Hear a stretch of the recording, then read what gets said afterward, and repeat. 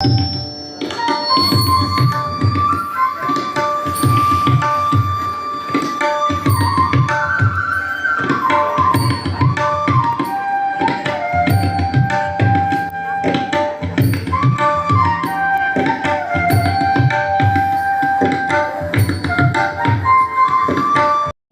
ಪ್ರಾರ್ಥನೆಯೊಂದಿಗೆ ಆದಿಯಲ್ಲಿ ದೇವರನ್ನು ಪ್ರಾರ್ಥಿಸಿಕೊಂಡು ದೇವರ ಅನುಗ್ರಹವನ್ನು ಯಾಚಿಸುತ್ತಾ ಕಾರ್ಯಕ್ರಮವನ್ನು ಪ್ರಾರಂಭಿಸುವಂತಹ ಇರಾದೆ ನಮಗೂ ಇದೆ.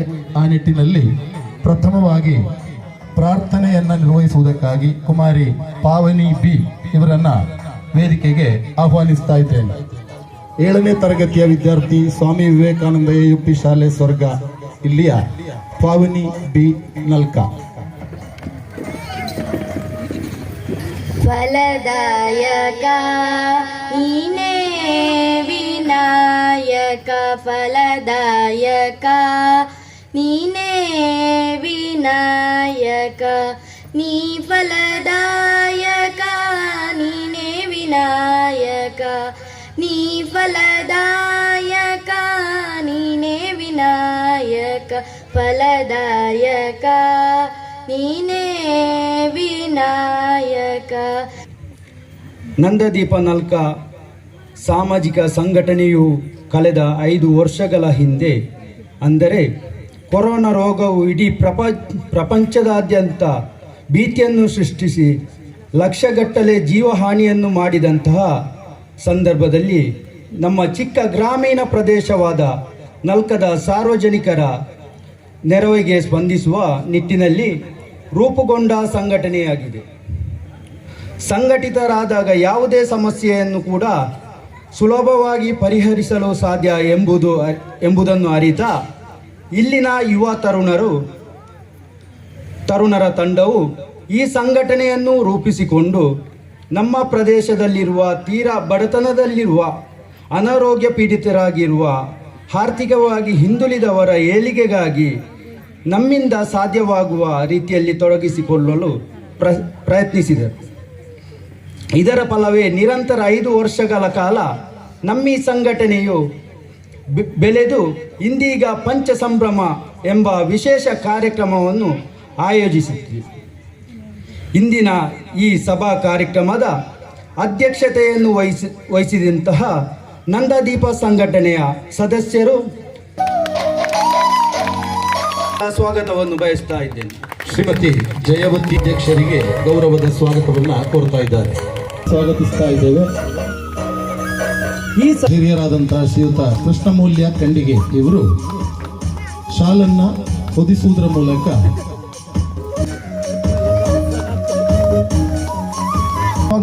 ಸ್ವಾಗತವನ್ನು ಬಯಸ್ತಾ ಇದ್ದೇನೆ.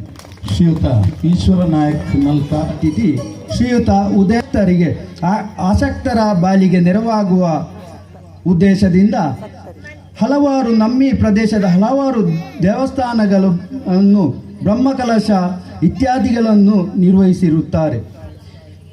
ಸಾಮಾಜಿಕ ಧಾರ್ಮಿಕ ರಂಗದಲ್ಲಿ ನಿರಂತರವಾಗಿ ತಮ್ಮನ್ನು ತಾವು ತೊಡಗಿಸಿಕೊಂಡು ಮುನ್ನಡೆಯುತ್ತಿರುವ ಶ್ರೀಯುತರಿಗೆ ನಮ್ಮೆಲ್ಲರ ಪರವಾಗಿ ಆತ್ಮೀಯವಾಗಿ ಸ್ವಾಗತಿಸುತ್ತಿದ್ದೇನೆ. ಇವರಿಗೆ ಶಂಕರ್ ಭಟ್ ಕೊಚ್ಚಿಮೂಲೆ ಇವರು ಗೌರವದ ಸ್ವಾಗತವನ್ನ ಶಾಲನ್ನು ಹೊದಿಸುವುದರ ಮೂಲಕ ಕೋರಬೇಕಾಗಿ ಕೇಳಿಕೊಳ್ತಾ ಇದ್ದೀವಿ. ನೀಡಬೇಕಾಗಿ ಕೇಳಿಕೊಳ್ತಾ ಇದ್ದೀವಿ. ನೀಡಬೇಕಾಗಿ ಕೇಳಿಕೊಳ್ತಾ ಇದ್ದೀವಿ.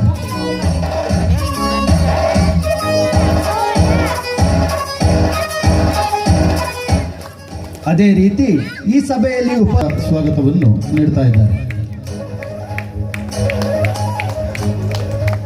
ಅದೇ ರೀತಿ ಈ ಕಾರ್ಯಕ್ರಮಕ್ಕೆ ಆಗಮಿಸಿರುವಂತಹ ಈ ಊರಿನ ಹಾಗೂ ಬೆಳಕು ಜ್ಯೋತಿಯನ್ನ ಬೆಳಗುತ್ತಿರುವಂತಹ ಸುಂದರ ಕ್ಷಣ, ಈ ಶುಭ ಮುಸ್ಸಂಜೆಯಲ್ಲಿ ನಾವೆಲ್ಲರೂ ಸಾಕ್ಷಿಗಳಾಗಿ ಕಾರ್ಯಕ್ರಮದ ಉದ್ಘಾಟನೆಯಲ್ಲಿ ಪಾಲು ಪಡೆಯುತ್ತಾ ಇದ್ದೇವೆ. ಸುಂದರವಾದಂತಹ ಕ್ಷಣ, ಕಣ್ಣು ತುಂಬಿಸಿಕೊಳ್ಳುವಂತಹ ಸುಂದರ ಕ್ಷಣದಲ್ಲಿ ನಾವೆಲ್ಲರೂ ಭಾಗಿಗಳಾಗ್ತಾ ಇರುವಂತದ್ದು ನಮ್ಮ ಭಾಗ್ಯ ಅಂತ ಹೇಳುತ್ತಾ, ಹಾಗೆ ನೆರೆದಿರುವಂತಹ ಎಲ್ಲ ಗಣ್ಯರು ಕೂಡ ದೀಪ ಪ್ರಜ್ವಲನೆಯನ್ನ ಮಾಡುವುದರೊಂದಿಗೆ ಉದ್ಘಾಟನಾ ಕಾರ್ಯಕ್ರಮವನ್ನು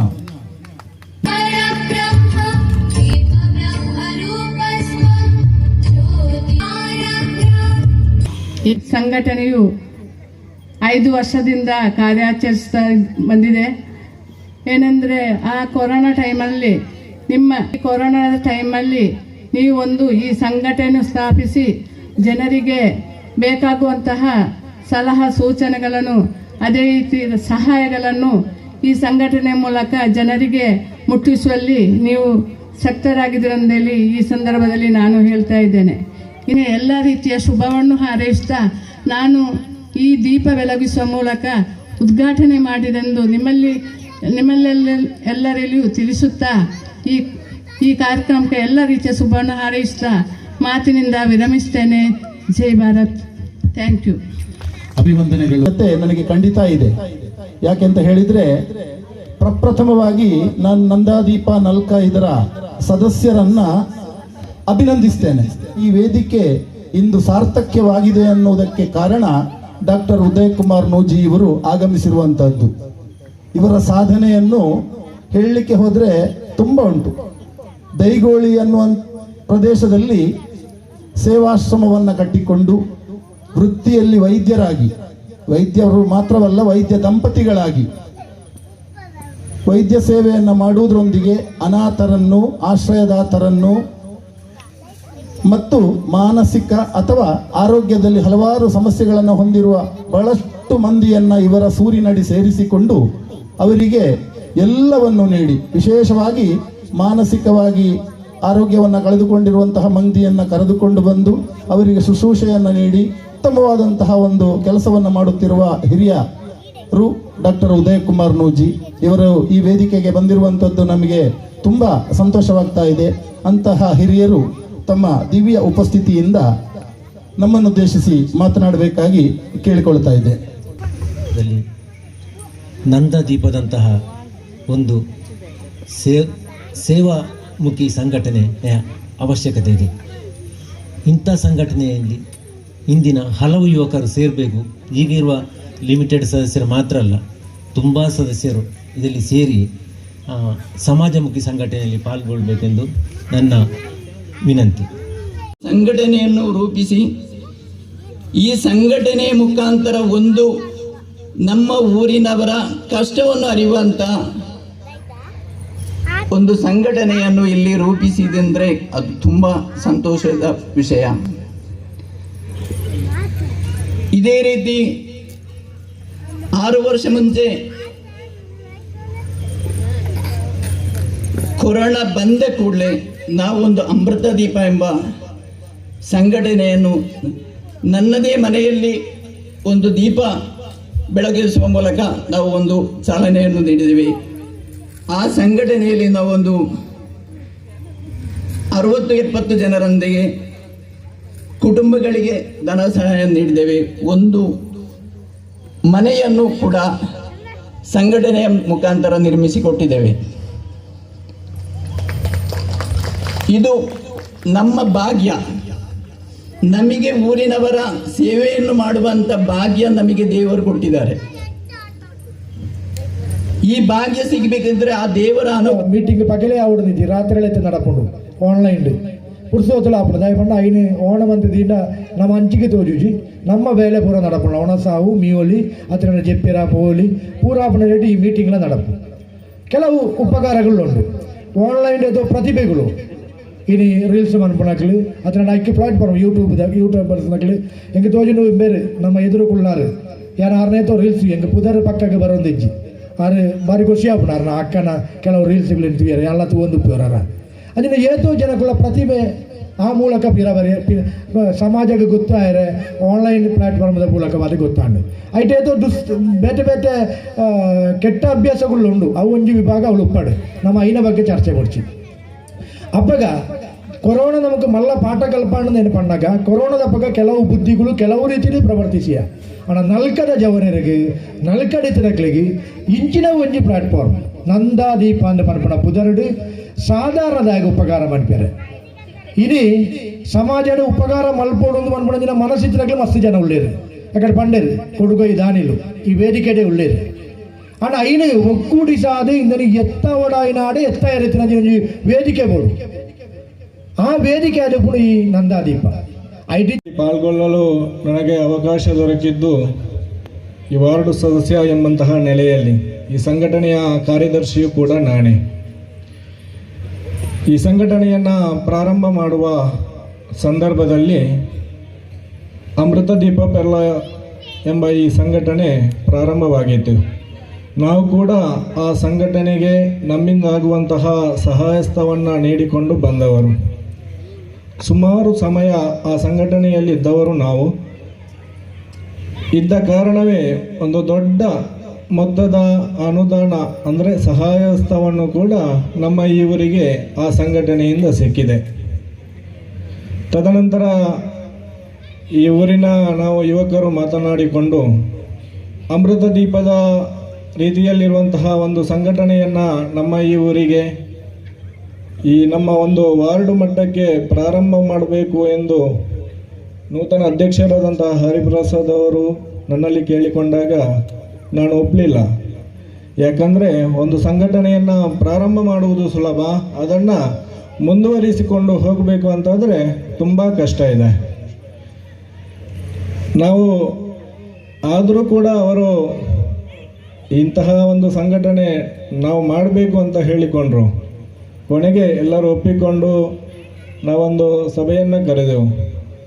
ಸಭೆಯನ್ನು ಕರೆಯುವಾಗ ಹೇಳಿದವರಿಗೆ ಯಾವುದೇ ರೀತಿಯಾದಂತಹ ಜವಾಬ್ದಾರಿ ಸಿಕ್ಕಲಿಲ್ಲ. ಮೊದಲಾಗಿ ಸಂಘಟನೆಯ ಕಾರ್ಯದರ್ಶಿಯಾಗಿ ನನ್ನನ್ನೇ ಆಯ್ಕೆ ಮಾಡಿಕೊಂಡ್ರು.